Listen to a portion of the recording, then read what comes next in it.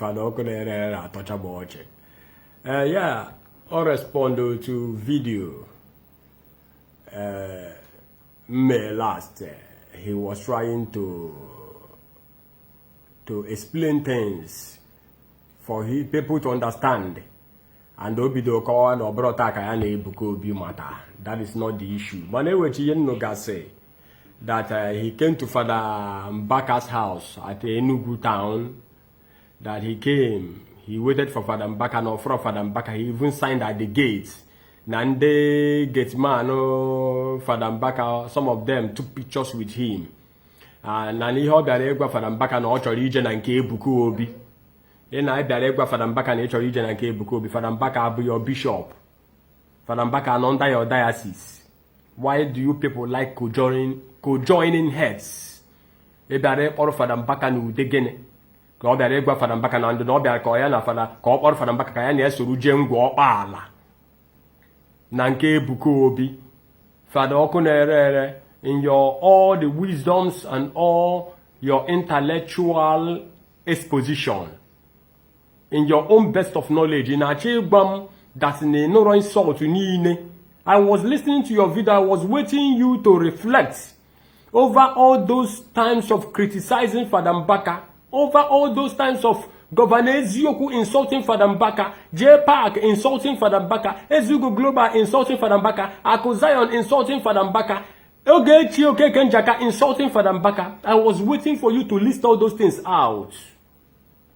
I was waiting for you to say that now you are not happy over that negligence, that high uncalled for insult. I was waiting for you to say that no, you are not in support of all those critics against Reverend Father Ejike Mbaka. Or the Zion bloggers say that they have evidence. SJ Gertrude Jaka said in her video that she has an evidence of the Dibia. They confess that they were being paid to plant charm Nango Pala, cooking up allegations, cooking up fake news and fake stories against Reverend Father Ejike Mbaka. Simply that the man preached against RNG. Preached against RNG, preach, you know. He made a preaching against RNG. In Achegwam, they know all those insults.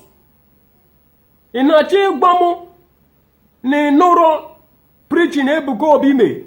How Ebube Monster is showing him love and likeness, calling him early morning, 4 a.m., 5 a.m. See ya jisike, nona encourage ya. That Nagwana encourage ya, but no buro onye nkozo. Every time bamba, every time when kana bari some bamba, that he sense and he sense and he is having a sign of jealousy and enviness. Somebody be mad be go talk, jemu na bia. Na asizo onye wi ekwu oko. O di ka nwa boy gbachar boy na aka ogia. O di ka kita Cubana chief priest asina obi Cubana na jealous ya. Cubana chief priest meponu kita. O sigi na obi Cubana na jealous ya. Jealous kedi ihe ahụ. O ga-ewewu n'ụwa obi Cubana ebughị ụzọ we. Kedu onye ahụ ọma obi Cubana ebughị ụzọ mawa. Emekwana dimkpa na aka ibia. Atọ no ya ebende to be jealousy, to be envinous. Pictures the man na fly. That is why you meru some people be na sim Father Mbaka sige kuchiterie, Father Mbaka siga yoge. Kedi ne kuchite Father Mbaka who asked you to say, need Father Mbaka a group page, need Father Mbaka a catch cruise. And some stupid people called me on phone to tell me you're on your own. If any day you enter into problem, this and that, Father Mbaka will not come for you. Father Mbaka asks you to speak for him. Am I making the videos to catch crews? And I'm still on it up till now. Am I afraid of people that will come and arrest me? People that I did not insult. And I'm still on it up till now. What do you think that I'm making the videos to speak out the truth, to gain? If not for the truth to be well known. with some people no Ozuka Hamma. They have refused to speak the truth. Man, all those times I na for them Mbaka, all those times all Gama Monastery na Nangore. For the Nasia Mechion, Ojikwemenka, Kuonka, Kugana comment section, a Guanya. He had them at the Demaka, Reverend Father Mbaka. And I want to correct that error of people that are saying Ebuka Obi is a son to Reverend Father Mbaka. And I heard Prophetess Nkem saying that a son and a father is having problem. Which son? Which son? Because there's no son without a mother. A son that claims to be a son.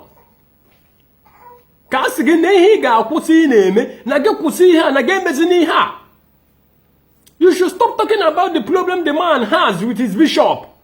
You are using it as an avenue to catch crews. On the way again, and make it push the ministry. Grow yourself. Okay, let me come to this now. You were angry that your father, for your father's house and your father's business is being shut down. And the moye ejimakie short or business papa get down. Moye ejimakie pussy your father's business. Onya Jerubia na benke goa. Papa ga no here.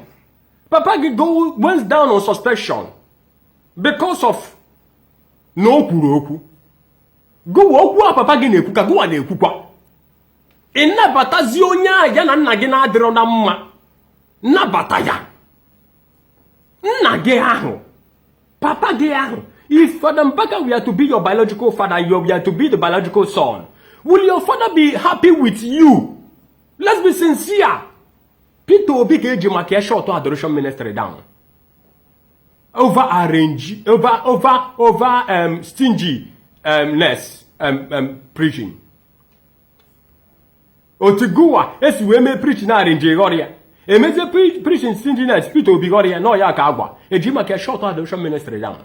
People, we are ready to come and burn an adoration ministry. People, we are ready to fight for them back. All the whole southeast was burning. The whole Nigeria was burning. You got north, fine. You go Obodo fine. You go Obodo Femman, Obodo Yoruba. You got southwest. You got south. You got southeast. Everybody in our born. Lagos, everybody in on our born. You don't know. Onya heji makia. We na chibu nage. But your father is Nabatia. I thought that what you should have told him is this. This visit that you have come to visit me without my father's consent, without the notification of my father, I am not happy. The way my father's business is not functioning, the way our house is being locked, the way our business is being shut down. It is your legal right, both spiritually and physically, to tell people will be the biggest opportunity you have ever had. My father says you will not win an election. Even if the whole Nigeria voted for you or vote for you, you are not going to win an election. What I want you to do is this. I will not go with you. Go and search for my father. Gakurundoka Enugu, Ndisuka Enugu. Gagwaha biko nechori for Father Mbaka nketa nkechi. That letter of suspension and that letter of sending him to monastery should be reversed. That you want to win election by all means. He knows the way. He has the number of Father Mbaka. As no na mahebes nyozu na-esi na gene okwu aboya. Ikoro Peter Obi kobata na begi peweri ekpere na oge win. Ozisi ka gena nna ga na ama aka. You were just looking for an opportunity. Ka ode ka ga na business eme chie ka iwe mewu nke gi. Kedi ha na akode ha. What are we saying here? And if you think if you say it, is the end bloggers ha kwuo ya. Na baro ge mba maka na ina bata Peter Obi. No wabawa, any wabawa. Let us be sincere to ourselves. Who is fooling who here? Who is fooling who? Here. And after that, you returned and became a prodigal son. Yebata, Sienuguga, Father Okunere, in his own best of sense, came to took Father Mbaka, even if Father Mbaka is a boy. Obunoka be a seminarian. Between Ebuka Obi and Father Mbaka, who's supposed to look for each other? If Ebuka Obi, his conscience is clear, why will he come to Enugu without looking for Father Mbaka? Why Ogeji be Enugu without looking for Father Mbaka? Without going in search of Father Mbaka, what does it stop him to come? To seek for solution, even you, Father Okunere. I have seen it out with that number. No matter what, or Naka goes to a blow, or Sinaka get blow, and we end the musicians now, or muddy blow, or Sinaka get blow, or your Sinaki a blow before Mbaka. Onye ni no jewel, catch a cruise ni no catch. See my picture now, oh my fear, ebony no ga, make him enlargement picture, make my billboard. Jiri ne kwoku chukwe blow, but never for the jigen Mbaka. O jigi blow, kageni ama. On a jiggy blow. Why are you people creating confusion where there is no confusion? You are on the right position as a father to Ebuka Obi to reorder the order. Nah, I am not comfortable you visiting me without you going to settle your differences. Father Mbaka have nothing against you. He's comfortable. Father Mbaka is not angry with you. You came to took him to go up no gorundi dibia. Oye na chundi dibia also. Kwarungbongbo had na shrine ha. Oye na ebu aro si je gote dibia. Kedi ya oge gote dibia ge me wuri o ma mewu na akia. Onye na arun shi aru aja. Chuku je arun shi aru aja. Look at what you are saying. You don't even say we were. No, he's not angry with me because 2 weeks to my going to Okwara, I went to Mbaka to see if we can go together. I couldn't get him online. So I was at the gate. Then I had to sign and also to thank him for the difference from me when I had crisis. There were 2 reasons I wanted for. To thank him for that, and also to ask him if he will be going to Mbaka. I don't know anything what this was cooking. So I couldn't get him. I signed this thing. Go to his register 2 weeks back, or a week. You see my name, sign. So, just to prove to me, and one of the man rushed to me, let's now. I said, okay, go ahead. Bikonu, also that he went for 2 things. That he never knew anything that was cooking. Ezioku. He never knew anything that was cooking. He never had all these times all over the world. Yeah. The Zion bloggers. Mbaka Governor Ezioku ako Zion. Oge chinja ka Ezioku global ha. Jafa nwoke anu a butenso. Ewi ya na i butenso. Okuna Father Okunere rest no. He doesn't know about anything that is going on. And though ta ko man si manata. He doesn't know anything that is going on. He's denying in total. And he came to took Father Mbaka to go. No wonder somebody called me last year from America.